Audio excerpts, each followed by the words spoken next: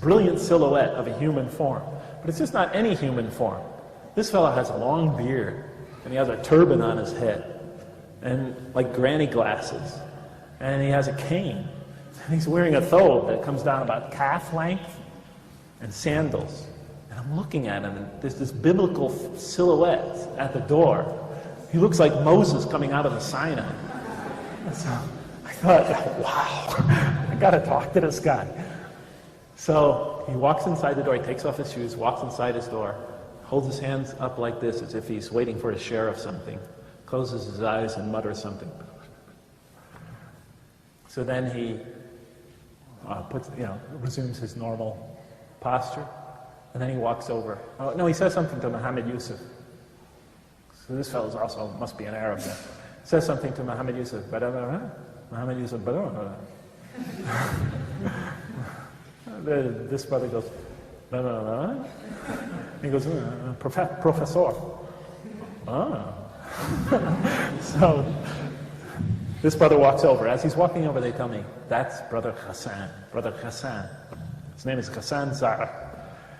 He walks over. He's obviously some sort of big shot in the masjid. But he's a student. He's pretty young. He's in his mid-20s.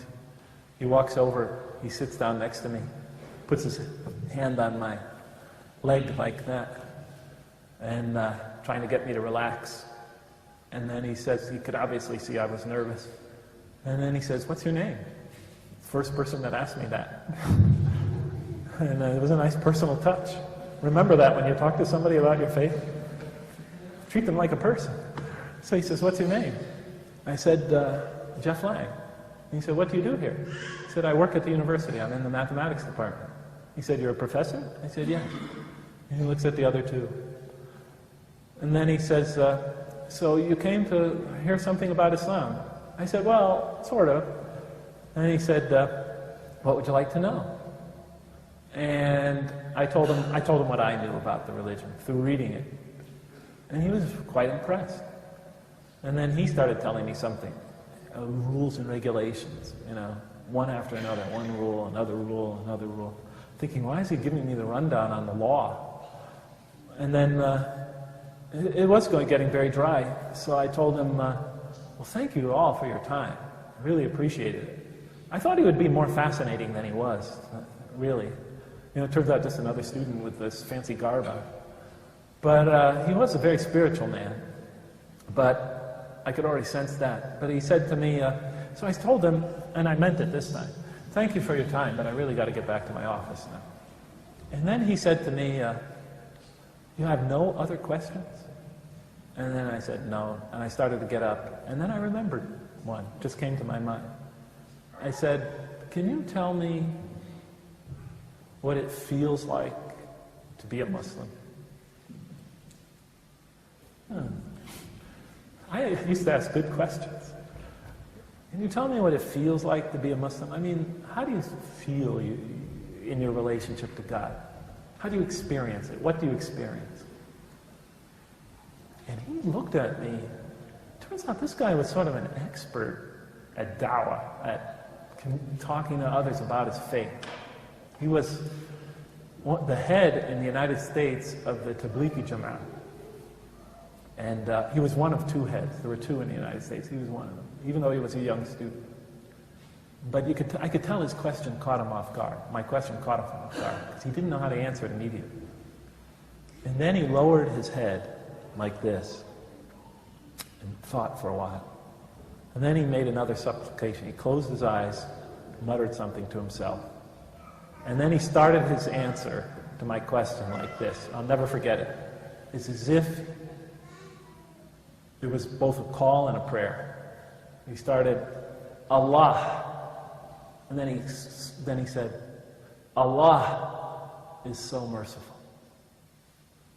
And He loves us more than a mother loves, and the words he used, her baby child. He said, and yet, and then he said, and yet we can do nothing except by the will of Allah. When we breathe in, it is by His will. And when we breathe out, it is by His will. And when we take our foot off the ground to walk, to take a step, we'd never accomplish that except by Allah's will. And our foot would never reach the ground again except by His permission. And then he said, when a tiniest leaf falls from a tree, he wasn't even looking at me. His eyes were closed, and he was like talking to himself. When a tiniest leaf falls from the tallest tree and twists and turns on its journey to the ground, he said no segment of that journey would take place except by Allah's command. And then he said, and when we pray and put our nose to the ground, we feel a peace, a joy, a rest, a coolness that's impossible to describe. You just have to experience it to know. And he got done. That was it. He looked disappointed. Like what I just said must not make sense. He looked disappointed. But you know, when I was listening to him, how much I wish we could trade places. So I could just know that spirituality, that yearning, that agony, that ecstasy, that yearning for his Lord. But of course, I was an American, he was an Arab. You know, I was a Western, I was an atheist. Of course, it was impossible. And then he said to me, because now I really was going to leave, he said to me, so would you like to become a Muslim? I looked at him like, are you nuts? I looked at him and said, no. I laughed. No, thank you. Actually, my hands were sweating, the back of my neck was getting wet, I felt panic, I felt my whole body getting hot, but I laughed it off. I said, no, not today. It's not for me. I just came to ask some questions. And then he looked at me, you know, like he was looking through me. He said, I think you believe in this. Why don't you just try? And when he said that, before he said that, I could see my friends laughing at me. I could see myself trying to explain it to my mother, how I became a Muslim. I could see people stumbling over explanations to old friends of mine. Some of them were dead by now. But, you know, all these voices and heat rushing through my body. But when he said that, you know, I think you believe in it. Why don't you just try? Suddenly I just calmed down. I didn't feel anything anymore, just blank. And then I remembered my words my mom used to tell me. My mom used to tell me, son, if you believe in something, it had nothing to do with religion. If you believe in something, and you believe it really, truly in your heart, you should pursue it wherever it takes you, even if all of humanity is against you. And she said that was something about, that's a very German thing, because my parents are German, but everybody believes it anyway. So in any case, I remembered it, and I got comforted from it. And I looked at the three brothers there. Now there were two more that came in, Rossley and another brother from Malaysia. And I looked at them all the brothers there, 5 now, and I told them, yeah, I think I'll become a Muslim. And you should have seen their faces. They looked like the Apollo engineers after the first successful moon landing.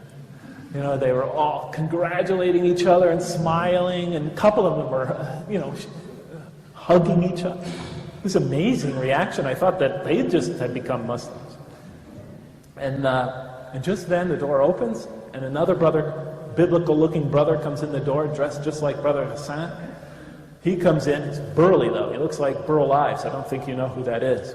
Old American singer, big burly guy, sort of like Santa Claus. And his name is Mustafa, and they say, Mustafa, the brother wants to become a Muslim. So Mustafa comes running over and he grabs me, give me this big, you know, the Muslim triple hug, which I had never had up until that point. To give me a hug, and then Hassan says to him, he hasn't become a Muslim yet, Mustafa. Mustafa goes like this, let's go with me. Like he discovered something very precious, fragile.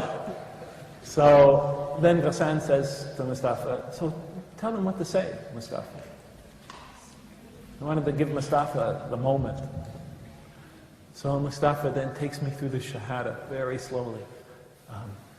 Ashhadu ashhadu, and that, he's whispering it. Can you go a little louder? I can't hear you. And then he repeats it for me in English.